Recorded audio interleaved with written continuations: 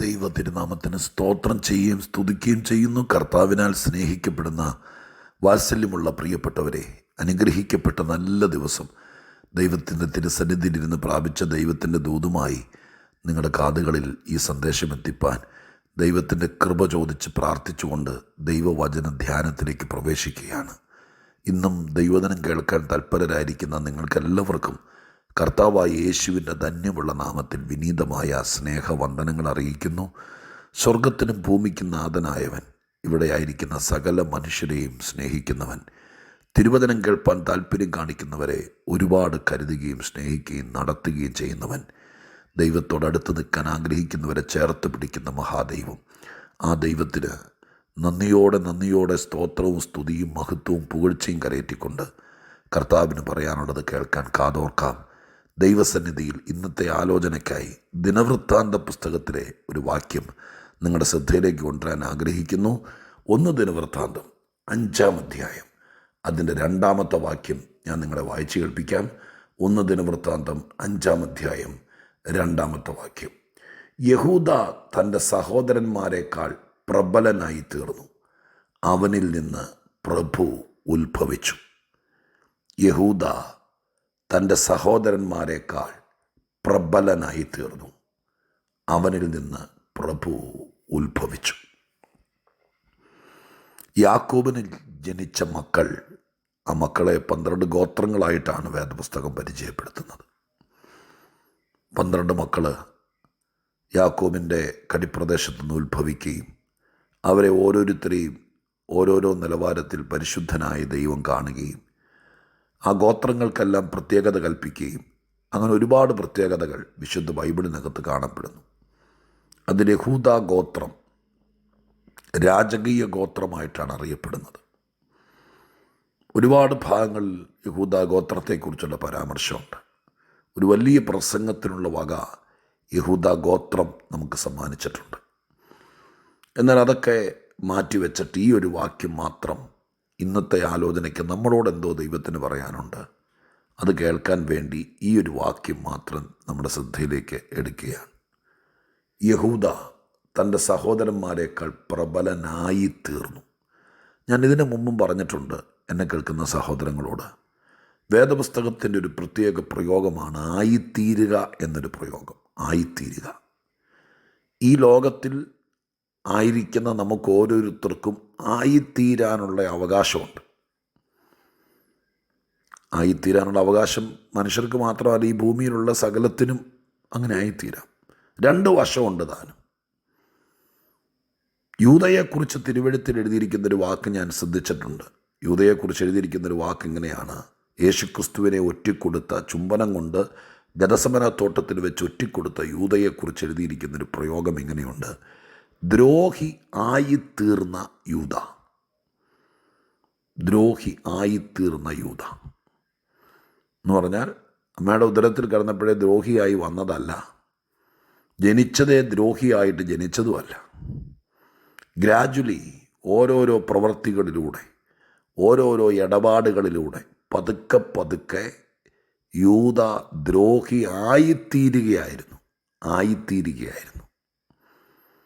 ഇങ്ങനെ മനുഷ്യൻ വേണമെങ്കിൽ ഈ ഒരു ജന്മം കൊണ്ട് കൊള്ളരുതാത്തവനും, കള്ളനും, ദുഷ്ടനും, നിരീശ്വരനും, ദൈവമില്ലാത്തവനും, കൂടപ്പുറപ്പ് സ്നേഹമില്ലാത്തവനും, ദ്രോഹിയും ഒക്കെ ആയിത്തീരാം.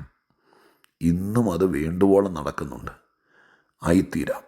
ഈ അടുത്ത കാലത്ത് കേൾക്കുന്ന വാർത്തകളിലൊക്കെ എത്രയെത്ര ക്രൂരതകളാണ്. ക്രൂരന്മാരായിത്തീരുകയാണ്.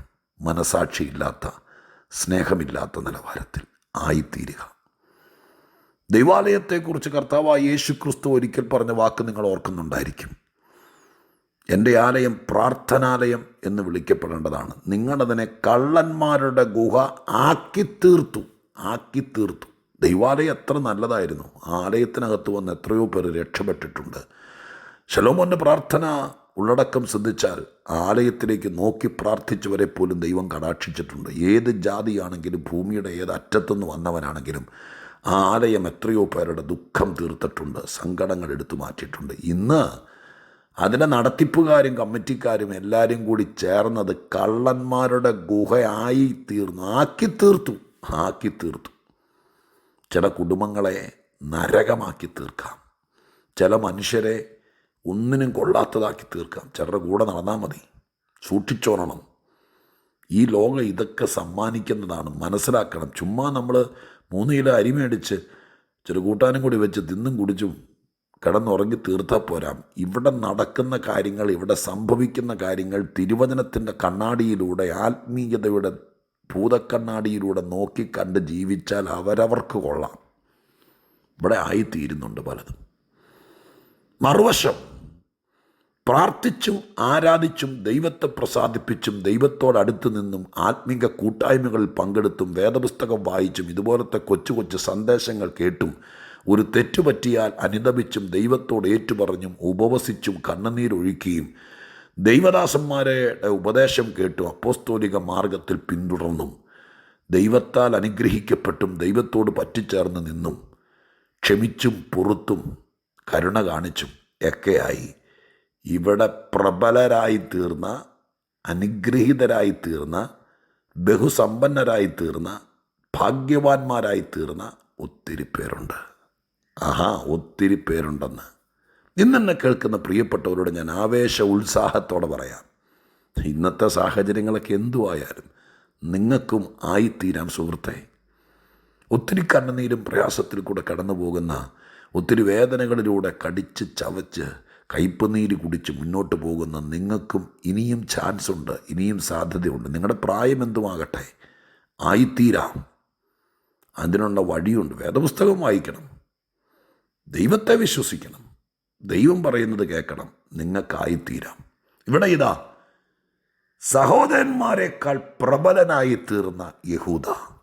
എന്നെ അത് ആശ്ചര്യപ്പെടുത്തി. ഒരു വീട്ടിൽ ഒരപ്പന് ഒരേ സാഹചര്യത്തിൽ, ഒരേ കാലഘട്ടത്തിൽ, ഒരേ ദൈവവിശ്വാസത്തിൽ, ഒരേ പശ്ചാത്തലത്തിൽ ജനിച്ച 10-12 മക്കളിൽ മറ്റ് 11 പേരെക്കാൾ യഹൂദ പ്രബലനായി തീർന്നു. എങ്ങനെ അത് സാധിച്ചു? ഞാനതിൻ്റെ യഹൂദ എന്ന വ്യക്തിയുടെ ക്യാരക്ടറും നടപടിയും സ്വഭാവവും അതിലേക്കൊന്നും പോകാതെ പൊതുവായൊരു സന്ദേശമായതുകൊണ്ട് ഞാൻ ആ വാക്കിനെ ഇങ്ങനെ നിങ്ങളുടെ ശ്രദ്ധയിൽ അവതരിപ്പിക്കാം. യഹൂദ എന്ന വാക്കിൻ്റെ അർത്ഥം സ്തുതി എന്നാണ്. എൻ്റെ അമ്മ തന്നെ പ്രസവിക്കുമ്പോൾ അങ്ങനെ പറഞ്ഞുകൊണ്ടാണ് ആ പേരിടുന്നത്. സ്തുതി, യഹൂദ സ്തുതി എന്നാണ് എൻ്റെ അർത്ഥം. സാധാരണ ദൈവദാസന്മാർ പറഞ്ഞിട്ടുള്ളതും പറഞ്ഞു കേട്ടിട്ടുള്ളതുമായിരിക്കുന്ന ഭാഗം പറഞ്ഞുകൊണ്ട് അവസാന ഭാഗത്തേക്ക് വരാം. യാക്കോബിൻ്റെ വീട്ടിലല്ല ജനിച്ചതെങ്കിലും, യഹൂദൻ്റെ കുടുംബത്തിലല്ല ജനിച്ചതെങ്കിലും, യഹൂദ എന്ന പേരിലല്ല ജനിച്ചതെങ്കിലും, ആ ഗോത്രത്തിലല്ല ജനിച്ചതെങ്കിലും, ഞാൻ ഇങ്ങനെ നിങ്ങളെ ഉപദേശിക്കാം. ദൈവത്തെ തിരിച്ചറിഞ്ഞ്, ദൈവം ആരെന്നറിഞ്ഞ്, ദൈവത്തിൻ്റെ പ്രതാപവും മഹത്വവും മനസ്സിലാക്കി ദൈവത്തെ സ്തുതിക്കാൻ തുടങ്ങാമോ? കഷ്ടതയും പ്രയാസവും ബുദ്ധിമുട്ടും വരുമ്പോൾ അതിന് സഹായിക്കാൻ വേണ്ടി ബാങ്കിൽ ചെന്ന് ലോൺ എടുക്കാൻ വേണ്ടി ചെല്ലുന്നത് പോലെ മാത്രം ദൈവത്തെ കാണാതെ, ദൈവത്തിൻ്റെ അടുക്കൽ ചെല്ലാതെ, ഏത് വേദനയിലും, ഏത് നൊമ്പരത്തിലും, ഏത് പ്രയാസത്തിലും ദൈവത്തെ സ്തുതിക്കാൻ വേണ്ടി മാത്രം നിങ്ങളുടെ മനസ്സ് മാറ്റിവെക്കാമോ? കഷ്ടങ്ങൾ വന്നാലും, നഷ്ടങ്ങൾ വന്നാലും, പരിഹാസം വന്നാലും, നിന്ന വന്നാലും ദൈവത്തെ സ്തുതിക്കാൻ ഒരു തലമുറ അങ്ങനെ ഈ ഭൂമിയിലുണ്ടായിരുന്നു.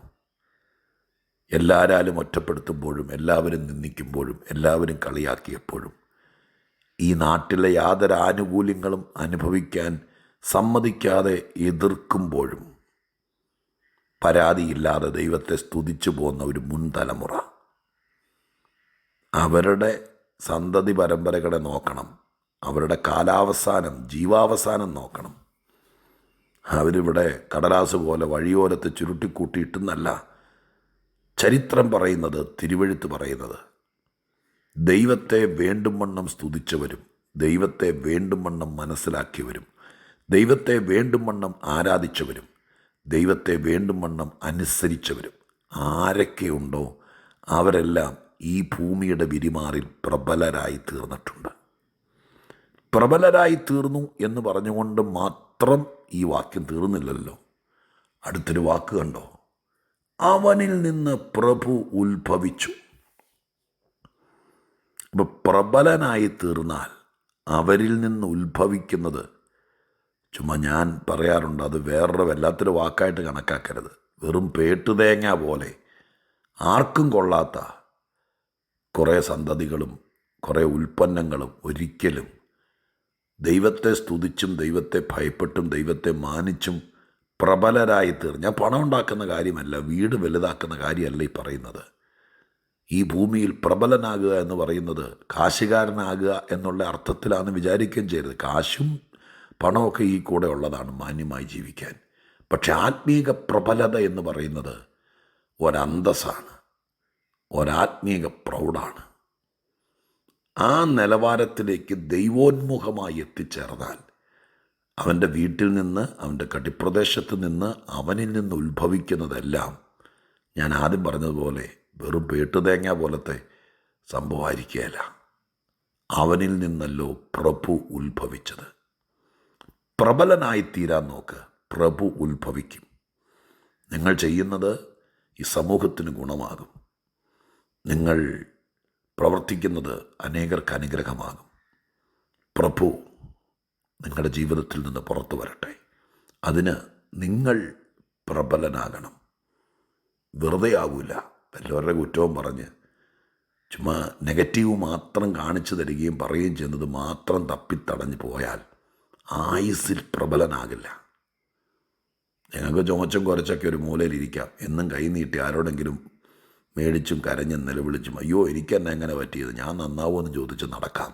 അതല്ല, ദൈവമുണ്ടെന്നും ദൈവം ആരാധനയ്ക്ക് യോഗ്യനാണെന്നും ആ ദൈവത്തെ നമസ്കരിച്ച് മഹത്വപ്പെടുത്തുമെന്നും ദൈവസന്നിധിയിൽ തീരുമാനിച്ച് അതിൽ തന്നെ തുടർന്ന് ദൈവത്തോട് പറ്റിച്ചേർന്ന് ജീവിച്ചോ, ദൈവത്തിൽ തന്നെ ആശ്രയിച്ചോ, വെളിപ്പെട്ട് കിട്ടിയ സത്യങ്ങളുടെ പക്ഷത്ത് നിന്നോ, പരമ്പരാഗതമായ ആശയങ്ങൾക്കപ്പുറം പരിശുദ്ധ ദൈവം ബോധ്യമാക്കുന്ന കാര്യങ്ങളിൽ മുറുകെ പിടിച്ചു, നിങ്ങളും പ്രബലനാകും.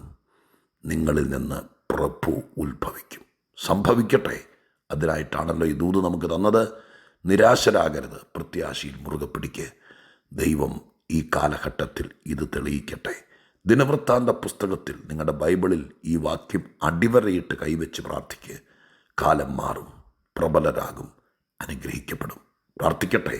പരിശുദ്ധ ദൈവമേ, ഞങ്ങളുടെ സ്വർഗീയ പിതാവേ, കരുണാസമ്പന്നനെ, തിരുവെഴുത്തിൽ നിന്ന് ചൂണ്ടിക്കാണിച്ചു തരുന്ന എല്ലാ ആത്മീക സത്യങ്ങൾക്കായി നന്ദി. ദൈവസന്നിധിയിൽ ഏൽപ്പിച്ച് പ്രാർത്ഥിക്കുന്നു. കരുണാമയൻ്റെ കൃപ കൊണ്ട് നിറച്ചാട്ടെ. ഈ വാക്യം ഞങ്ങളിൽ അന്വർത്ഥമാകട്ടെ. കഷ്ടങ്ങളും പ്രയാസങ്ങളും കടങ്ങളും ഉത്തരം മുട്ടിക്കുന്ന ചോദ്യങ്ങളും ഒറ്റപ്പെട്ട സ്ഥിതിയൊക്കെ പലർക്കും ഇത് കേൾക്കുന്നവർക്കുണ്ട്. പക്ഷേ എൻ്റെ ദൈവം ചിലരെ പ്രബലരാക്കണം. ദൈവത്തെ സ്തുതിച്ചും പുകഴ്ത്തിയും മഹത്വപ്പെടുത്തിയും അങ്ങനെ ആകാനുള്ള മനസ്സ് ഇത് കേൾക്കുന്നവർക്കുണ്ടാകണം.